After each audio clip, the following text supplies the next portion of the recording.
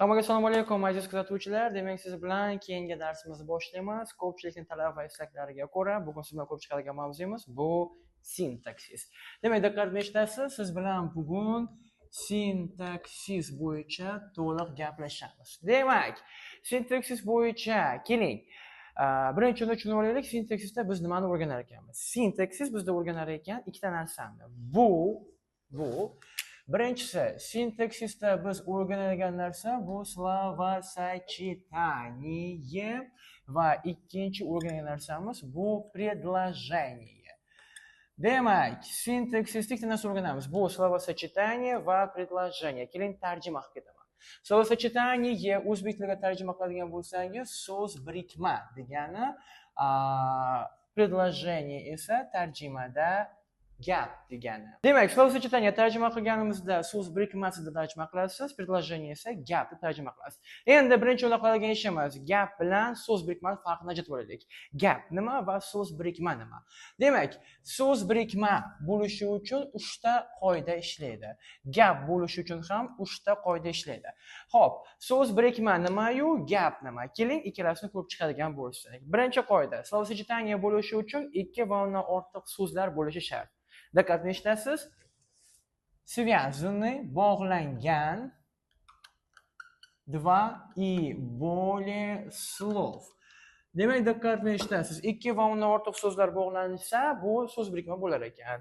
Gap bo'lishi uchun diqqat bilan eshitasiz. Bu yerda ham связаны, 2 и более слов.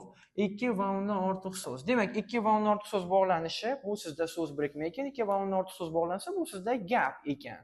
Birinchi qoida ikkalasida ham bir xil. Ikkinchisi, demak, diqqat bilan eshitasiz. Связаны, bog'langan, diqqat bilan eshiting, leksический и grammatический. Ya'ni diqqat bilan eshitasiz, leksik va grammatik jihatdan bir-biri bilan to'g'ri bog'lanishi kerak ekan. Hamma tushundimi? Ya'ni ichida mazmun ham bo'lsin, grammatika ham bo'lsin. Keyingisida ham xuddi shunday. Demak, gap bo'lishi uchun bir-biri bilan bog'lansin faqat leksik jihatdan va grammatika jihatdan. Demak, grammatik jihatdan va leksik jihatdan bir-biriga agar bog'lanadigan bo'lsa, u sizda gap bo'lar ekan. Hamma tushundimi? Demak, 2 va undan ortiq so'z bir-biri bilan leksik va grammatik jihatdan bog'lansin. 2 va undan ortiq so'z bir-biri bilan leksik va grammatik jihatdan bog'lansin. E'tibor bering, birinchi qoida ham, ikkinchi qoida ham, ikkala tomonda ham bir xil. Uchinchi qoida eng asosiysi. Diqqat bilan eshitasiz. Не имеет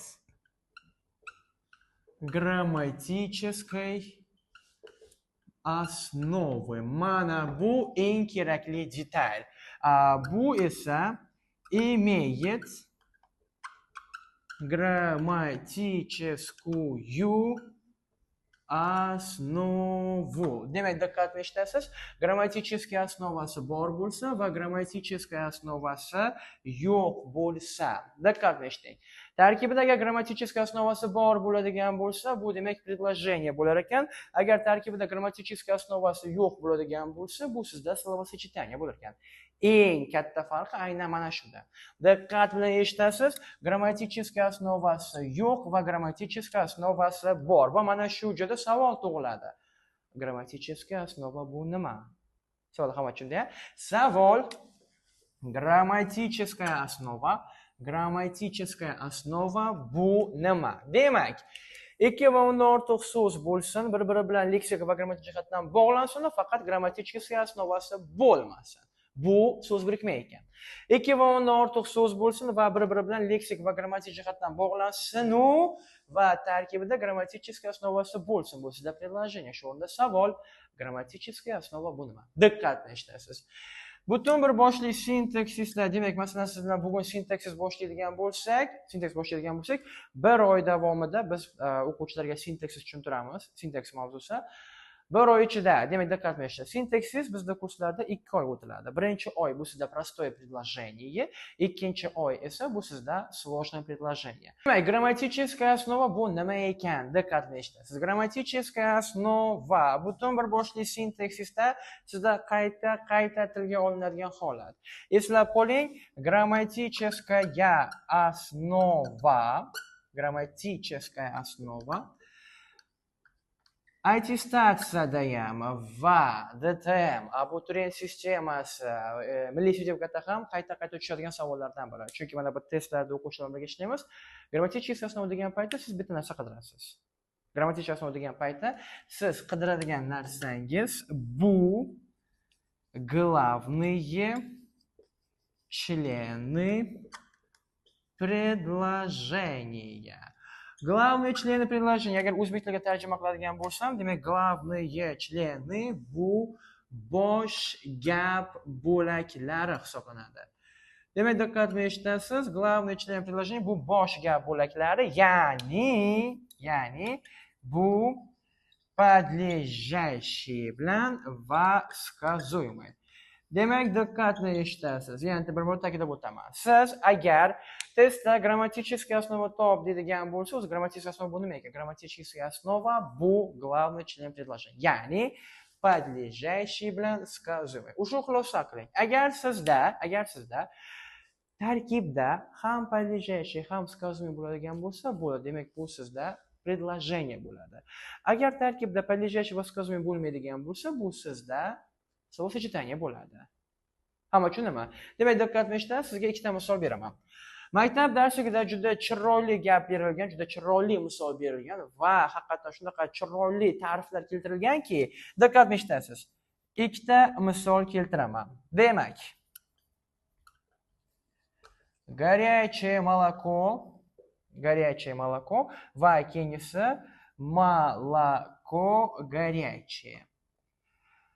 O'zbek auditoriyasi uchun haqiqatan juda ham murakkablik tug'diradigan holat. Demak, diqqat bilan eshitasiz. Горячее молоко горячее. Shunchaki oldimda bittasida so'z joyini almashtirib qo'ydim. Xo'p, har qanday holatda, demak, mana bu diqqat bilan eshiting. Har qanday qoidaning o'zining formulasi bor. Va biz sizga o'sha formulani berishga tayyormiz. Demak, diqqat bilan eshitasiz. Горячее молоко va молоко горячее. Bittasi словосочетание, bittasi esa предложение. Demak, aytib o'taman, горячее молоко. Shu joyda tarjima qiladigan bo'lsangiz, qaynoq sut.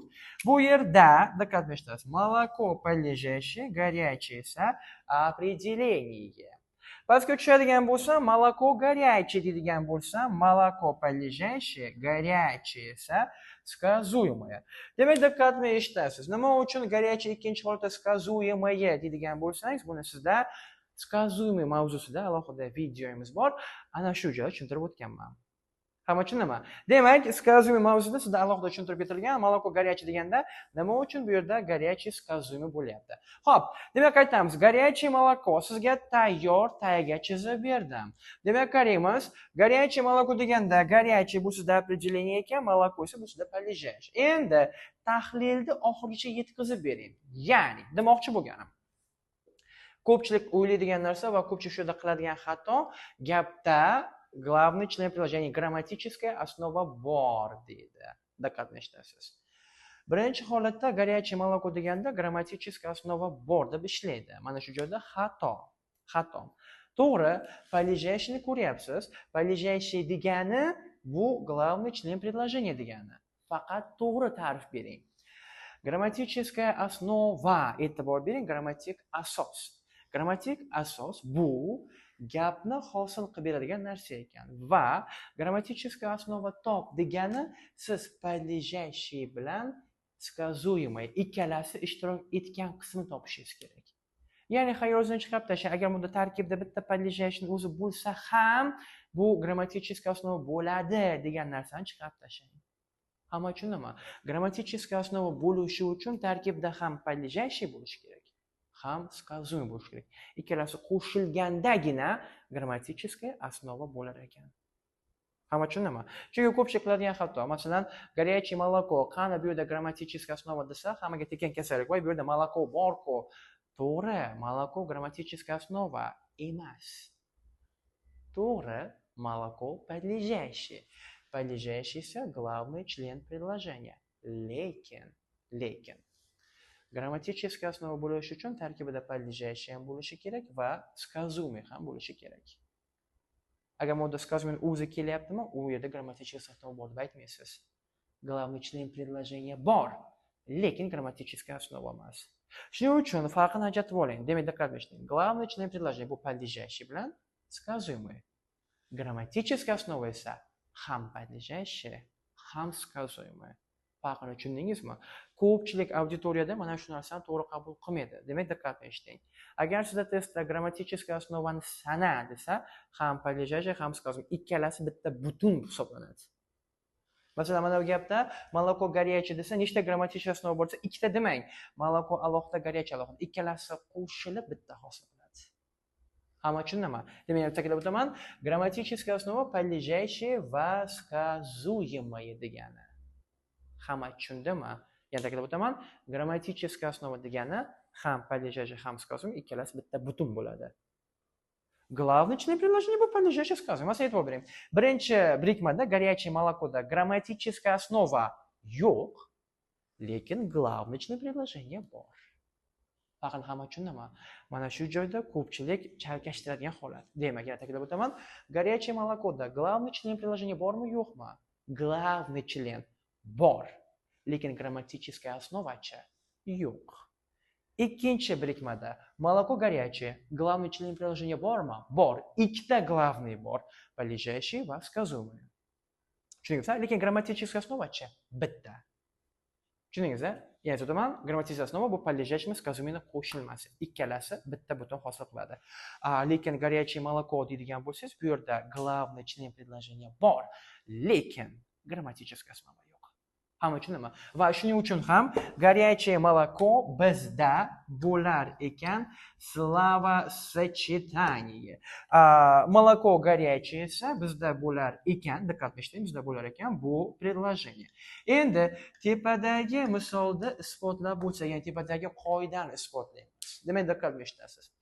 Словосочетание ikki va undan ortiq so'z. Haqiqatan ikkita so'z.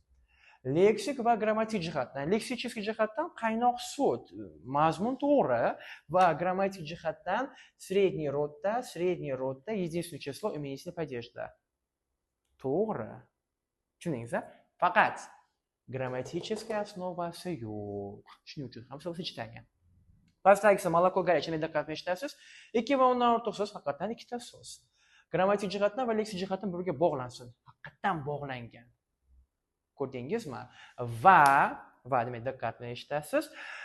Demak, grammatическая основasi bor, ya'ni подлежащее va сказуемое ikkalasi qo'shilib, shuning uchun ham bu sizda предложение. Hamma tushundimi? Yana bir bor eslatib o'taman-da, o'ylashingiz mumkin, voy to'za katta nima deydi, qayta gapirdi, buni tushunib olishingiz shart.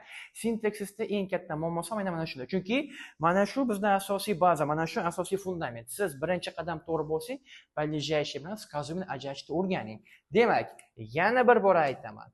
Grammatическая основа bu nima desa, siz ayting, grammatическая основа bu подлежащее va сказуемое ikkalasi qo'shilmasi. Главный член предложения подлежащее сказуемое. Gapda главный член предложения bor, lekin grammatическая основа yo'q. Gapda ikkita главный член bor, lekin grammatическая основamiz bitta. Hamma tushundimi? Подлежащее va сказуемое ikkalasi qo'shilib bitta grammatическая основа hosil qiladi. Shuning uchun gaplarda mana testlarda sizga ko'p beriladi. Nechta grammatическая основа bor deb savol bergan paytda to'g'ri sanashni o'rganing. Bitta подлежащее, bitta сказуемое ikkalasi qo'shilib bitta grammatическая основа hisoblanadi. Chunki ko'pchilik qiladigan xato подлежащее ham bor, сказуемое ham bor, ikkita grammatическая основа deydi. Yo'q, ikkita grammatическая основа emas, ikkita главный член предложения. Bitta grammatическая основа deydi. Hamma tushundimi? Молодцы. Demak, diqqat eshitasiz, sizdan birinchi o'rinda qilgan ishimiz словосочетание bilan предложение farqini ajratishni o'rgan.